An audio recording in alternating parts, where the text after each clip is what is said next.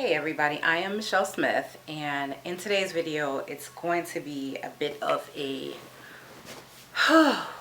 like ripping a band-aid off.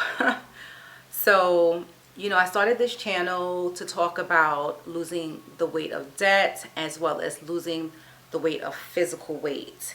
And I have to say that while I am doing really well at the debt part, I've not been doing so well on the weight loss part.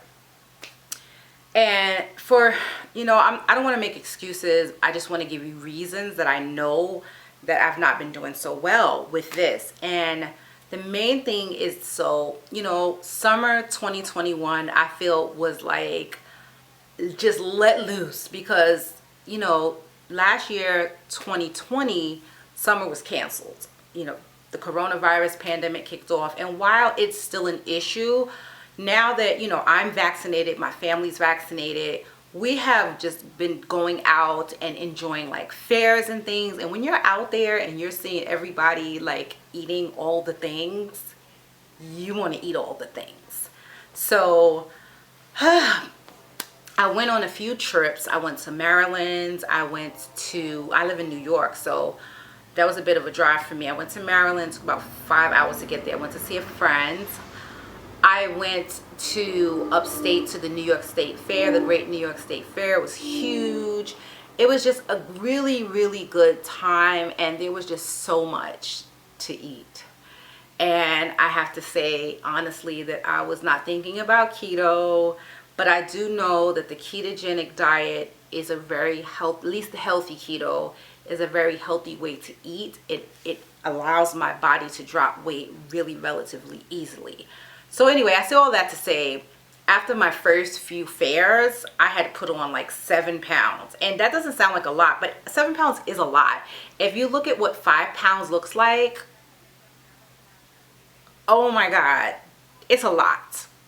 So anyway, I was struggling. I connected with my coach, and she had me do some things to get back on track. So I was on track, and I lost that 7 pounds in like 1 week.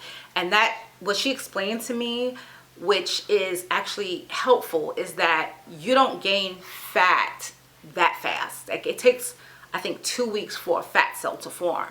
What you are gaining when you eat a lot of carbohydrates is water and inflammation. So I didn't allow myself to go crazy, every single day. I just had like a stint where I went crazy, and then I stopped and I got back on track, and I started to drop the weight. And the weight was water weight and inflammation. And another way I know that what she told me is true, when I tell you I just kept having to pee at night. I was literally peeing out all that excess like water and inflammation. Anyway, the problem is that when you cheat on keto, it is very difficult to get back on track because you start to crave. And I have, even though I've done some things to stop craving, my anniversary came up and we went out to eat, and then I ate things that I shouldn't have, and now I'm craving again. So I can do the things that she told me to do. It's kind of in depth, and it's actually something I have to look at notes to follow, like a strict eating for 3 days to get back on track, so that the cravings, and it does kill the cravings, like it really, really does. But I had to say that a lot of this is mindset. When you set out to lose weight and you go on an eating plan, no matter what eating plan you go on, if you start to eat things that you shouldn't eat to be healthy, your mind will put you in a place where you'll start making excuses to eat those things more and more. Now, fortunately, I do not keep anything in my house that is not keto friendly. Like, I just don't. I don't have any bread, any pasta, any rice, none of that stuff, because I would be too tempted to eat it. My issue is when I go out and being tempted in that manner. So I know that I have to develop some skills to cope better and to have better, choices when I'm out, because yes, there's meat. I did have some days when I was at the fair that I had sausage without bread. That's one thing I did. I didn't do like the bread and stuff. But then when the fried fish came, it was like fried fish, French fries, those things that that are so hard to resist when you know that you love them in your past life. So anyway, I'm just giving you guys like the deal with what's been happening with me as far as my eating, because I was supposed to do a weight check-in and I'm really not ready to do that yet. I did lose the first 7 pounds that I gained, but then I gained another 2 when I went out for my anniversary a few days ago. So I'm kind of back to where I started when I first started the channel over a month ago. But, you know, I'm not going to make excuses. I really do want to be a motivation to someone. And I also just want the accountability of being able to come before you guys and say, yo, I messed up. And I did. I messed up big time. The good news is that I am pretty much a hermit during the fall and the winter, and I don't have really any place to go. Yes, Thanksgiving is coming, but I can actually do my Thanksgiving in a keto-friendly manner, and I actually did that last year. I had the mac and cheese for some of the others, but I did like a cauliflower cheese, like mac and cheese type thing for myself, and I only had a tiny bit of the regular mac and cheese. So I was able to stay on track for most of the time, you know, throughout the holidays. And I actually lost my most amount of weight during the holidays. I know it's weird, but it's like Christmas time and Thanksgiving time, I'm in the house. And like I said, I don't buy those things that cause me to crave and just go crazy with carbohydrates. I make keto-friendly desserts, things like that. So anyway, I say all that to say, I messed up.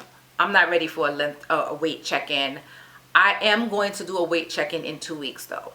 And no matter what happens between now and 2 weeks, I'm going to try my best to get back on track and stay on track. Today I was pretty good. Yesterday I was pretty good. So it's 2 days I've been pretty good. I don't know if I'm in ketosis yet.